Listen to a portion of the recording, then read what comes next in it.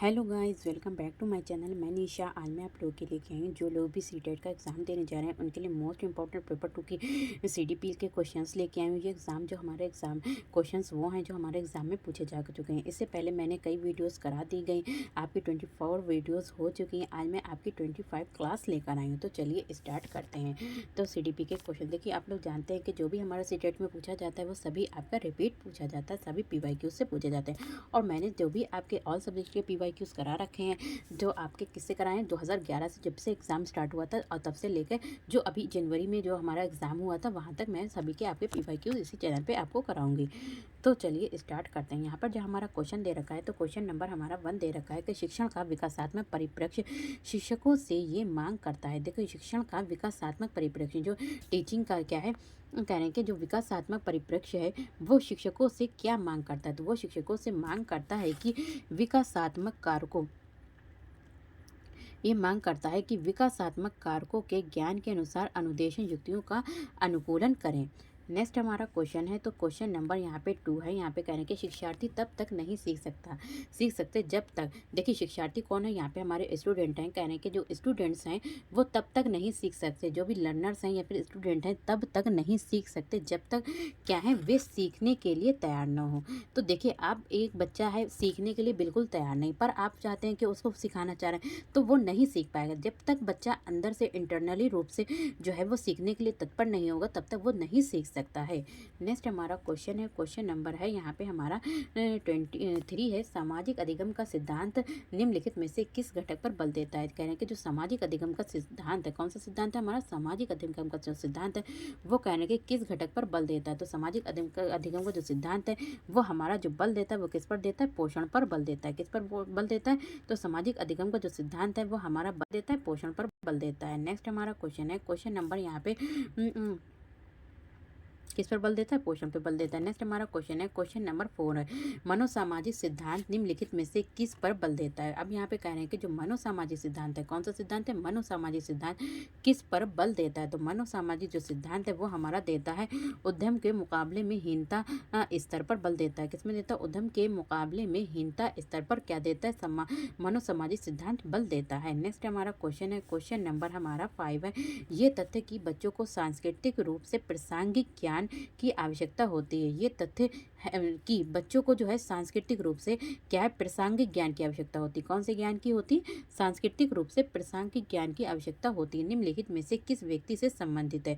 तो ये जो है हमारा किस व्यक्ति से संबंधित है, किससे है, हमारा लेव वाइगोस्की ने। तो लेव वाइगोस्की ने जो सिद्धांत दिया था वो सामाजिक सांस्कृतिक सिद्धांत दिया था। इन्होंने कहा जो बच्चों का विकास होता है, जो भी बच्चे सीखते हैं तो वो कहाँ से सीखते हैं, समाज और संस्कृति से सीखते हैं। नेक्स्ट हमारा क्वेश्चन है, क्वेश्चन नंबर यहाँ पे 6 है। यहाँ पे कह रहे हैं कि आप एक शिक्षक के रूप में रैगिंग और धमकाने के सख्त विरोधी हैं। रैगिंग और धमकाने के क्या है, सख्त विरोधी, तथा इस संदर्भ में विद्यालय में पोस्टर लगवाते हैं तथा समिति बनवाते हैं। आपसे जुड़ने वाले किशोर जो इस विचार के दृढ़ विश्वासी हैं निम्नलिखित में से किस स्तर पर होंगे। तो किस स्तर पर होंगे, तो किस स्तर पर होंगे, वो उत्तर पारंपरिक स्तर पर होंगे। किस स्तर पर होंगे, उत्तर पारंपरिक स्तर पर होंगे। नेक्स्ट हमारा क्वेश्चन है, क्वेश्चन नंबर हमारा यहाँ पे 7 है। प्रगतिशील शिक्षा, कौन सी प्रोग्रेसिव एजुकेशन जो है उसमें कह रहे हैं कि प्रगतिशील शिक्षा में निम्नलिखित में से किस कथन से संबंधित है। प्रगतिशील शिक्षा जो है निम्नलिखित में से किस कथन से संबंधित है। तो प्रगतिशील शिक्षा जो संबंधित है वो किससे संबंधित है, ज्ञान प्रत्यक्ष अनुभव और सहयोग से उत्पन्न होता है। देखिए, जो नॉलेज है उसको डायरेक्ट अनुभव, एक्सपीरियंस से और सहयोग से, यानी कि किसी से सहायता लेके सहयोग से क्या होता है, उत्पन्न होता है। नेक्स्ट हमारा क्वेश्चन है, क्वेश्चन नंबर 8 है। यहाँ पे कह रहे हैं कि बहुबुद्धि सिद्धांत के संदर्भ में बहुबुद्धि के सिद्धांत के संदर्भ में एयरफोर्स पायलट बनने के लिए निम्नलिखित में से कौन सी बुद्धि की आवश्यकता होती है। बहुबुद्धि का सिद्धांत जो था हमारा हार्वर्ड गार्डनर ने दिया था। इन्होंने क्या था, सभी लोगों में एक सी बुद्धि नहीं होती बल्कि बुद्धि कई प्रकार की होती है। देखिए, किसान बुद्धि अलग होती है, टीचर बुद्धि अलग होती है, तो अलग अलग बुद्धि होती है। सिंगर में बुद्धि अलग होती है। तो यहाँ पे कह रहे हैं कि बहुबुद्धि के सिद्धांत के अनुसार अगर किसी में क्या है, एयरफोर्स पायलट बनने की बुद्धि है तो एयरफोर्स पायलट बनने की इच्छा है, तो उसमें जो है वो किस तरीके की बुद्धि होगी, तो उसको जो है किस तरीके की बुद्धि की आवश्यकता होती है, तो उसको जो है कौन सी गतिक बुद्धि की, क्योंकि वो जो है यहाँ पे मूवमेंट करेगा, क्योंकि एयरफोर्स पायलट बनने के लिए वो गतिक बुद्धि की आवश्यकता होती है। किसकी होती है, कौन सी गतिक बुद्धि की आवश्यकता होती है। नेक्स्ट हमारा क्वेश्चन है, क्वेश्चन नंबर 9 है। यहाँ पे कह रहे हैं कि बुद्धि की स्पीयरमैन परिभाषा में कारक जी है, तो बुद्धि की स्पीयरमैन परिभाषा में कारक जी क्या है, तो ये कारक जो जी है वो हमारा क्या है, सामान्य बुद्धि। इन्होंने बताई थी बुद्धि दो प्रकार की होती है, सामान्य बुद्धि, तो जी जो है वो क्या है, एक सामान्य बुद्धि है। नेक्स्ट हमारा क्वेश्चन है, क्वेश्चन नंबर 10 है। यहाँ पे कह रहे हैं कि छिपी हुई वस्तुएं ढूंढ निकालना इस बात का संकेत है कि शिशु निम्नलिखित में से किस संज्ञानात्मक कार्य में दक्षता प्राप्त करने लगा है। देखिए बच्चे जो होते हैं, छोटे बच्चे होते हैं, वो क्या होती है, छुपी हुई चीज़ों को क्या होते हैं, बाहर निकाल देते हैं, बाहर निकाल देते हैं। बहुत सी चीज़ें होती हैं, आप लोग के बच्चे जो होती हैं गुम हो जाती हैं, लेकिन छोटे बच्चे होते हैं उन चीज़ों को ढूंढ देते हैं, निकाल देते हैं। तो छुपी हुई वस्तुएं ढूंढ निकालना इसका बात का संकेत है कि जो शिशु है वो निम्नलिखित में से किस संज्ञानात्मक कार्य में दक्षता, कौन से संज्ञानात्मक कार्य में दक्षता प्राप्त करने लगा है। तो किसमें करने लगा है, वस्तु स्थायित्व में। तो जब बच्चे के अंदर वस्तु स्थायित्व आ जाता है, तो जब भी होती छुपी हुई चीज़ों को वो क्या करते हैं, ढूंढकर बाहर निकाल देते हैं। तो इससे किसका जो संज्ञानात्मक दक्षता प्राप्त हो जाती है, बच्चे को कौन सी वस्तु स्थायित्व की दक्षता प्राप्त हो जाती है। नेक्स्ट हमारा क्वेश्चन है, क्वेश्चन नंबर यहाँ पे 11 है। निम्नलिखित में से कौन सा समाज में लिंग समानता का मानदंड हो सकता है। कह रहे हैं कि निम्नलिखित में से कौन सा समाज में, यानी कि सोसाइटी में लिंग समानता का मानदंड हो सकता है। तो लिंग समानता का मानदंड हो सकता है, क्या हो सकता है, क्या छात्राओं को विद्यालयों से बाहर आयोजित प्रतियोगिताओं में भाग लेने की अनुमति दी जाती है। तो ये क्या है, हमारा लिंग समानता का मानदंड हो सकता है। नेक्स्ट हमारा क्वेश्चन है, क्वेश्चन नंबर है यहाँ पे 12 है। कहने के व्यक्तिक अंतरों का ज्ञान शिक्षकों की मदद किसमें करता है। तो व्यक्तिक अंतरों का ज्ञान शिक्षकों की जो मदद करता है वो किसमें मदद करता है, तो किसमें मदद करता है, सभी शिक्षार्थियों की व्यक्तिगत आवश्यकताओं का आंकलन करने और उसके अनुरूप उन्हें पढ़ने में क्या करता है, मदद करता है। नेक्स्ट हमारा क्वेश्चन है, क्वेश्चन नंबर 13 है। सीखने के लिए आंकलन, तो सीखने के लिए जो आंकलन है वो हमारा क्या है, तो सीखने के लिए आंकलन जो होता है वो क्या करता है, अभिप्रेरणा को क्या देता है, बढ़ावा देता है। तो सीखने के लिए आंकलन क्या करता है, अभिप्रेरणा को क्या देता है, बढ़ावा देता है। नेक्स्ट हमारा क्वेश्चन है, क्वेश्चन नंबर हमारा है यहाँ पे 14 है। कौन सा है, 14 है।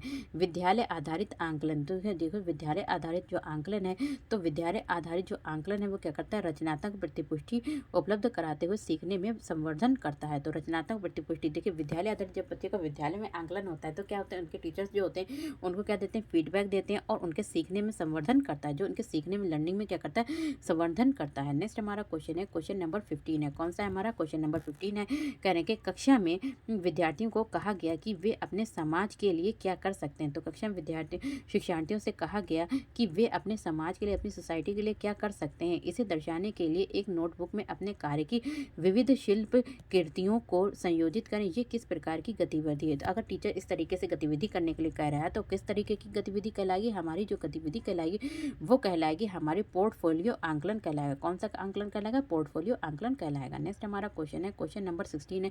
शिक्षार्थियों को सबसे कम प्रतिबंधित विद्यालय वातावरण में रखने के माध्यम से, शिक्षार्थियों को सबसे कम प्रतिबंधित विद्यालय वातावरण में रखने के माध्यम से विद्यालय, तो विद्यालय जो है वो क्या है, विद्यालय जो है हमारा जो है क्या है, दूसरे बच्चों को संवेदनशील बनाता है कि वे आलंभावित बच्चों को दबाएं नहीं, उन्हें नीचा ना दिखाएं। नेक्स्ट हमारा क्वेश्चन है, क्वेश्चन नंबर हमारा 17 है। एकाग्रता समय के साथ मेल बैठाने के लिए एक दत्त कार्य को पूरा करने के लिए आवंटित समय को घटाना और चरणबद्ध तरीके से इस एकाग्रता समय को बढ़ाना निम्नलिखित में से किस प्रकार के विकार से निपटने के लिए सर्वाधिक उपयुक्त है।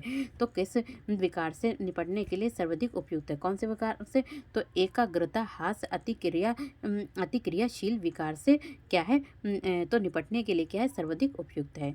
नेक्स्ट हमारा क्वेश्चन है, क्वेश्चन नंबर हमारा है 18 है। निम्नलिखित में से देखिए इसका आंसर आपका डी हो गया और इसका आंसर भी हमारा डी हो गया। नेक्स्ट हमारा क्वेश्चन है, क्वेश्चन नंबर 18 है। कह रहे हैं कि निम्नलिखित में से कौन सा उपागम अशांतकारी व्यवहार संबंधी विकार वाले बच्चों के साथ व्यवहार करने के लिए बच्चों को उसके आसपास के लोगों को सामाजिक संस्थाओं के साथ अंतःक्रिया करने का सुझाव देता है। तो कौन देता है, यहाँ पे जो है कह रहे हैं कि पर्यावरणीय, तो पर्यावरणीय उपागम जो है वो अशांतकारी व्यवहार संबंधी विकार वाले बच्चों के साथ व्यवहार करने के लिए बच्चों को उसके आसपास के लोगों और सामाजिक संस्थाओं के साथ क्या करने के लिए देता है, अंतःक्रिया करने का सुझाव देता है। नेक्स्ट हमारा क्वेश्चन है, क्वेश्चन नंबर हमारा है 19 है। रेंजुली प्रतिभाशाली की अपनी डैश परिभाषा के लिए जाने जाते हैं। तो रेंजुली प्रतिभाशाली की अपनी किस पर परिभाषा के लिए जाने जाते हैं, तो किसकी तीव्रवृत्तीय परिभाषा के लिए जाने जाते हैं। कौन जाने जाते हैं? रेंजुली। नेक्स्ट हमारा क्वेश्चन है, क्वेश्चन नंबर 20 है। कहना है कि प्रतिभाशाली शिक्षार्थियों के लिए क्या है, तो प्रतिभाशाली शिक्षार्थियों के लिए शिक्षक को अनुकूलन करना चाहिए जिससे शिक्षार्थियों में बदलाव आता है। तो प्रतिभाशाली शिक्षार्थियों के लिए जो है टीचर को क्या करना चाहिए, शिक्षक को अनुकूलन करना चाहिए जिससे शिक्षार्थियों में क्या आता है, बदलाव आता है। नेक्स्ट हमारा क्वेश्चन है, क्वेश्चन नंबर 21 है। तो कहने के अधिगम निर्योग्यता वाले बच्चों की प्रगति का निरीक्षण करने के लिए अधिगम निर्योग्यता वाले बच्चों की प्रगति का जो भी उनकी प्रोग्रेस है उसका क्या करने के लिए, निरीक्षण करने के लिए निम्नलिखित में से कौन सी पद्धति सबसे उपयुक्त है। तो कौन सी पद्धति जो है, कौन सी है, संरचित व्यवहार परक अवलोकन। नेक्स्ट हमारा क्वेश्चन है, क्वेश्चन नंबर है 22 है। अधिगम निर्योग्यता वाले शिक्षार्थियों द्वारा एक पूर्ण उत्पादक जीवन जीने के अवसरों को बढ़ाने का सबसे सही तरीका है। तो सबसे सही तरीका हमारा क्या हो सकता है, तो ये जो है तरीका क्या है, विविध कौशलों और युक्तियों का शिक्षण करना जिसमें सभी संदर्भों में लागू किया जा सकता है, जिसे सभी संदर्भों में क्या किया जा सकता है, लागू किया जा सकता है। नेक्स्ट हमारा क्वेश्चन है, क्वेश्चन नंबर 23 है। वाइगोत्स्की के सामाजिक सांस्कृतिक सिद्धांत के अनुसार वाइगोत्स्की ने जो हमारा सिद्धांत दिया था वो कौन सा सिद्धांत दिया था, सामाजिक सांस्कृतिक सिद्धांत दिया था। तो कहना है कि वाइगोत्स्की के सामाजिक सांस्कृतिक सिद्धांत के अनुसार तो सामाजिक सांस्कृतिक सिद्धांत के अनुसार, तो किसके अनुसार, वाइगोत्स्की के सामाजिक सांस्कृतिक सिद्धांत के अनुसार, तो इन्होंने जो दिया था वो सामाजिक सांस्कृतिक सिद्धांत दिया था। तो वाइगोत्स्की के सामाजिक सांस्कृतिक सिद्धांत के अनुसार क्या है, संस्कृति और भाषा में महत्वपूर्ण भूमिका निभाते हैं। कौन संस्कृति और भाषा में महत्वपूर्ण भूमिका निभाते हैं। नेक्स्ट हमारा क्वेश्चन है, क्वेश्चन नंबर है 24 है। कौन सा है, क्वेश्चन नंबर हमारा है 24 है। व्याख्या, अनुमान और अथवा नियंत्रण प्राक कल्पना डैश के लक्ष्य हैं। तो प्राक कल्पना जो है डैश किसके लक्ष्य हैं, तो वैज्ञानिक पद्धति के लक्ष्य हैं। क्या इसके, देखिए व्याख्या, अनुमान और अथवा नियंत्रण प्राक कल्पना तो वैज्ञानिक पद्धति के क्या हैं, लक्ष्य हैं। नेक्स्ट हमारा क्वेश्चन है, क्वेश्चन नंबर 25 है।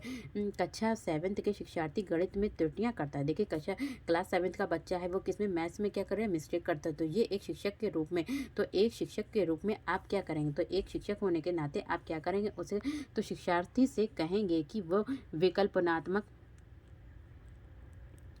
यहाँ पे क्या कहेंगे, तो शिक्षार्थी से कहेंगे कि वो विकल्पात्मक पद्धति का प्रयोग करे अथवा स्वयं त्रुटि का पता लगाने के लिए उसे दोबारा करे। तो खुद ही क्या करें, अपनी त्रुटि का पता लगाने के लिए फिर से उसको दोबारा करें। नेक्स्ट हमारा क्वेश्चन है, क्वेश्चन नंबर है 26।